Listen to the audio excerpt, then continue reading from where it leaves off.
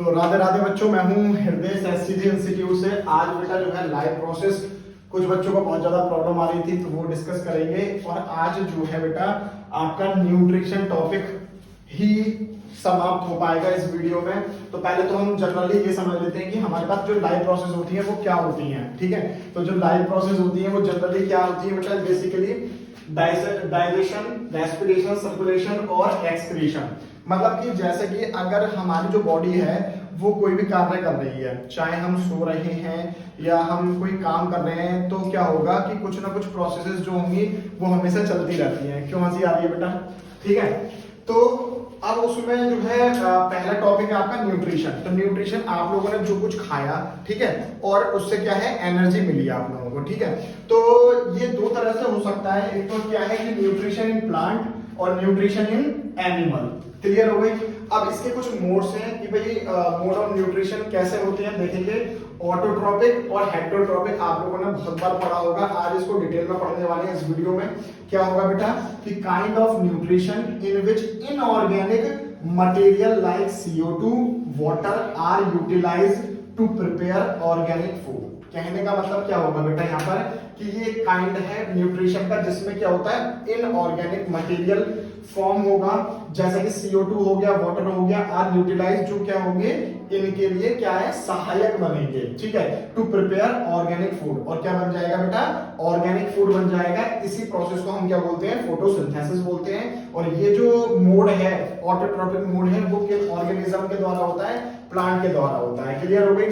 बात करी जा रही है हेटेरोट्रोपिक। तो हेटेरोट्रोपिक क्या होता है बेटा, kind of nutrition in which organism don't possess the ability to synthesize their own food। कहने का मतलब क्या हुआ, ये वो ऑर्गेनिज्म होंगे जो अपने आप से अपना फूड जो है सिंथेसाइज नहीं कर पाएंगे, बना नहीं पाएंगे। क्लियर हो गई? जैसे फंजाई हो गया या animal.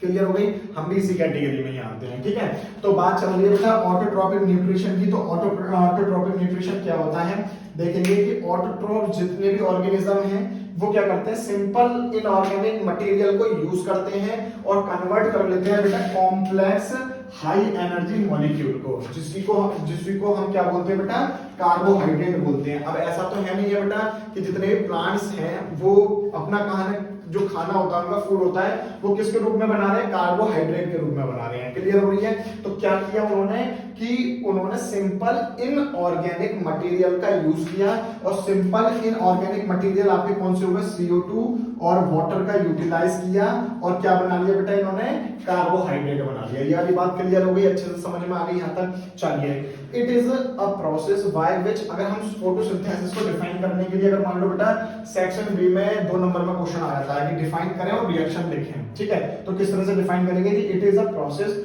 Bye which autotrophs take in CO2 and water. क्या करते हैं, जितने भी जो ऑटोट्रोप्स होते हैं वो क्या करते हैं, CO2 और H2O को लेते हैं और कन्वर्ट कर देते हैं बेटा इनको किसमें, कार्बोहाइड्रेट में। और कार्बोहाइड्रेट ही एक्चुअल फूड है प्लांट्स का। किसकी प्रेजेंस में हो रहा है बेटा, ये सनलाइट और क्लोरोफिल की प्रेजेंस में हो रहा है। ये वाली बात क्लियर हो रही है? रिएक्शन आप लोग देख सकते हैं कि 6 CO2 प्लस में 12 H2O किसकी प्रेजेंस में हो रही है, क्लोरोफिल और सनलाइट की प्रेजेंस में। क्या बनेगा बेटा, C6H12O6 ग्लूकोज जिसको हम बोलते हैं, और ऑक्सीजन और वाटर H2O। क्लियर हो गई? तो इसके कुछ रॉ मटेरियल, हाँ बेटा एक चीज और इस पर क्वेश्चन आया हुआ है कि what are the raw material used for the autotrophic nutrition. तो क्या क्या क्या होंगे, एक तो सनलाइट हो गई बेटा आपका रॉ मटेरियल, क्लोरोफिल हो गया, CO2 हो गया और वाटर हो गया। तो 4 हमारे पास ये रॉ मटेरियल हैं। अच्छा, क्वेश्चन ये भी आ सकता है कि कहां पर फोटोसिंथेसिस प्रोसेस होती है। ठीक है, तो क्लोरोप्लास्ट होता है लीव्स के अंदर, तो वहां पर ये फोटोसिंथेसिस प्रोसेस जो है परफॉर्म करती है। मेन इवेंट ऑफ फोटोसिंथेसिस, अब ये वाली बात जो है बेटा NCERT में भी आप लोगों ने देखी होगी। 3 पॉइंट्स हैं जहां पर आपको बताया गया है कि भाई फोटोसिंथेसिस प्रोसेस में एक्चुअल होता क्या है। तो वही डिस्कस करेंगे हम इस वाले पॉइंट में कि absorption of light energy by the chlorophyll. जो सनलाइट आ रही है बेटा वो क्या हो रही है, एब्जॉर्ब करी जा रही है, किसके द्वारा, क्लोरोफिल के द्वारा करी जा रही है। फिर क्या हो रहा है बेटा वहां पर कि कन्वर्जन ऑफ लाइट एनर्जी, जो लाइट एनर्जी हमने मतलब ऑटोट्रोप्स के द्वारा ली गई है वो कन्वर्ट हो जाती है किसमें, केमिकल एनर्जी में। और क्या होता है बेटा, स्प्लिटिंग ऑफ वाटर के जो मॉलिक्यूल होते हैं, H2O जो मॉलिक्यूल होते हैं वो स्प्लिट हो जाते हैं, टूट जाते हैं किसमें, हाइड्रोजन और ऑक्सीजन में। क्लियर हो गई है। अगला पॉइंट है बेटा रिडक्शन ऑफ CO2। जो CO2 होता है उसका रिडक्शन हो जाता है और वो क्या फॉर्म कर लेता है, कार्बोहाइड्रेट फॉर्म कर लेता है। क्लियर हो गई।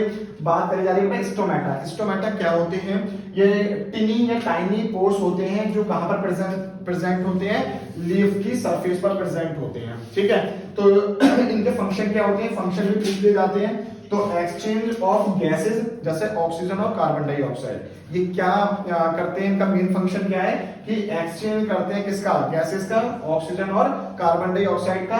दूसरा है losses large amount of water. यहाँ पर वाटर का क्या है, लॉस होता है ड्यूरिंग ट्रांसपिरेशन। तो ट्रांसपिरेशन जब हम पढ़ेंगे टॉपिक उसमें हम क्लियर करेंगे ये ट्रांसपिरेशन एक्चुअल में क्या है। वैसे लॉस ऑफ वाटर ही होता है इन द जो है वेपर फॉर्म, जो वेपर होती है उनकी फॉर्म में वो जो है वाटर जो है लॉस हो जाता है।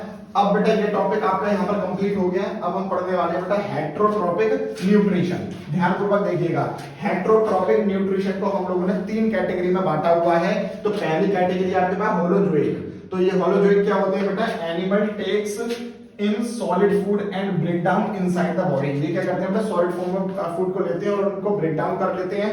जैसा फॉर एग्जांपल क्या हो गया बेटा आपका अमीबा। एग्जांपल भी पूछे जा सकते हैं, ध्यानपूर्वक समझिएगा।